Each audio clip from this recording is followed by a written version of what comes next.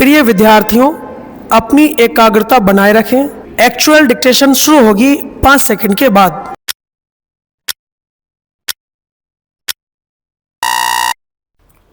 Start. महोदय, पिछले कुछ दिनों से हमारे देश में बाल दास्ता विरोधी आंदोलन लगातार मुखर, संगठित और व्यापक हुआ है, जिसके नतीजे भी सामने आए हैं। इसके प्रति बाहरी दबाव भी है, लेकिन स्त्रियों के कम होते जाने के खिलाफ न तो देश में कोई संगठित आंदोलन है और न ही कोई बाहरी दबाव। जिस प्रकार बाल दास्ता का संगठित विरोध हो रहा है, उसी तरह स्त्रियों के गायब होने का क्यों नहीं आज भी देश के बहुत से हिस्सों में कन्याओं को जन्म लेते ही मार दिया जाता है। और तो और समाज के रूढ़ दृष्टिकोण के कारण शिक्षा और विज्ञान भी कातिलों की मदद कर रहे हैं। प्रसव पूर्व लिंग निर्धारण की बढ़ती हुई लोकप्रियता और इस परीक्षण के पक्ष में दिए जाने वाले तर्क हमारी सामाजिक संरचना की अभिव्यक्ति है। कुछ लोग बेहद शर्मनाक तरीके से कहते हैं कि बेटी हो या बेटा, यह निर्णय लेना हमारा प्राकृतिक अधिकार है।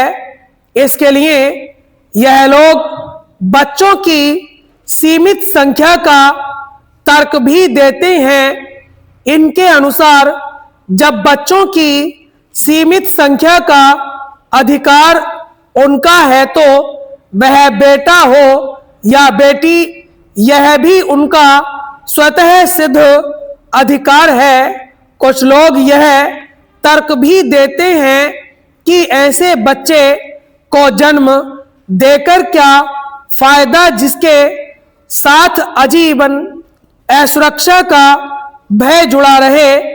उनके अनुसार न तो बेटी घर में सुरक्षित है, न बाहर, न वह शादी से पहले सुरक्षित है, न शादी के बाद, न वह पढ़ाई लिखाई के स्थान पर सुरक्षित है, और न ही काम काज के स्थान पर, न वह परिजनों से सुरक्षित है और न ही अन्यों से। फिर इस असुरक्षा के आतंक में क्यों जिया जाए? कितना बर्बर और आदिम है यह तर्क कि रोग का उन्मूलन न हो तो रोगी को ही खत्म कर दिया जाए। क्यों नहीं हम उन तमाम कारकों के विषय में सोचते जिनके कारण बेटियां आजीवन असुरक्षा और आतंक के साए में जीने को विवश हैं। क्यों नहीं हम उन तमाम रूढ़ियों, मान्यताओं, संदर्भों और परंपराओं के खिलाफ बगावत करते जो बेटियों को अवांछित बनाती हैं? क्यों ऐसे मूल्यों के पोषण के खिलाफ सतत अभियान नहीं चलाया जाता, जो तमाम तरह की गैर बराबरी की हिमायत करते हैं? क्यों ऐसी मान्यताओं का पोषण नहीं किया जाता जो यौन आधारित असमान रूढ़ियों का खंडन करती है? दरअसल हमारी मानसिक संरचना पूरी तरह से विभाजित है। एक ओर हमारा संस्कारगत मन है, दूसरी ओर है नई चेतना से सुसज्जित मन। संस्कारगत मन यौन आधारित गैर बराबरी का पोषण करता है, लेकिन नई चेतना से सुसज्जित मन उसका विरोध करता है, लेकिन संस्कारगत मन नई चेतना पर हावी हो जाता है और यथा स्थितिवाद को बनाए रखने में जुट जाता है। नई चेतना से सुसज्जित मन संस्कारगत मन के विरुद्ध लंबी अवधि तक संघर्ष नहीं करता है। नई चेतना की कौंध भर से संस्कारगत मानसिकता को बदलना संभव नहीं है। यही कारण है कि स्त्रियां लगातार गायब होती जा रही हैं और कहीं से कोई आवाज सुनाई नहीं पड़ती। महोदय, यही कारण है कि बेटियों को अवांछित समझकर गर्भ में ही मार दिया जाता है या जन्म लेने के बाद उन्हें मौत की नींद सुला दिया जाता है। कहते हैं बेटियों को मारने की जघन्य परंपरा बहुत पुरानी नहीं है। यह भी कहा जाता है कि कुछ तथाकथित ऊंची जातियां अपने झूठे दंभ के कारण बेटियों को मार देती थीं, लेकिन अब तो इसमें सभी जातियों के लोग शामिल हैं। देश के दूर दराज के अंचलों में प्रसव पूर्व लिंग निर्धारण के लिए सुसज्जित उपकरणों से दौड़ती गाड़ियां सबूत हैं इस बात कि कानूनी प्रावधानों के बावजूद विज्ञान का यह प्रयोग लगातार मानव विरोधी होता जा रहा है।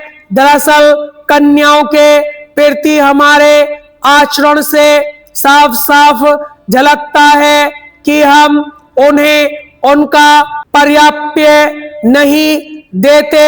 भारतीय समाज उनकी परवरिश और पढ़ाई लिखाई के प्रति बड़े पैमाने पर उपेक्षा बरतता है। देश की ज्यादातर लड़कियां कुपोषण से ग्रस्त हैं। उन्हें भोजन कम मात्रा में और बचा खुचा ही उपलब्ध होता है। विडंबना यह है कि माँ या दादी ही ऐसा काम करती हैं। ऐसा नहीं है कि वह ऐसा जानबूझकर करती हैं, बल्कि उनके संस्कारों में यह रच बस गया है कि लड़कियों की परवरिश को कोई अहमियत नहीं देनी चाहिए। इसीलिए न तो उन्हें स्कूल भेजे जाने पर विशेष बल दिया जाता है, न ही उनके स्वास्थ्य के विषय में कोई खास दिलचस्पी ली जाती है।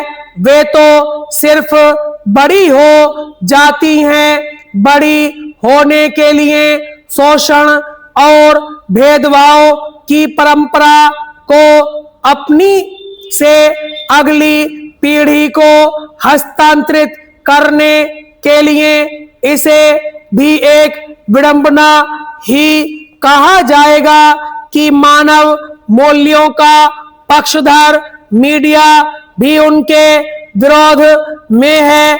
मीडिया को भी बालिकाओं, किशोरियों और स्त्रियों की ऊपरी बनावट और रूप सौंदर्य ही भाता है।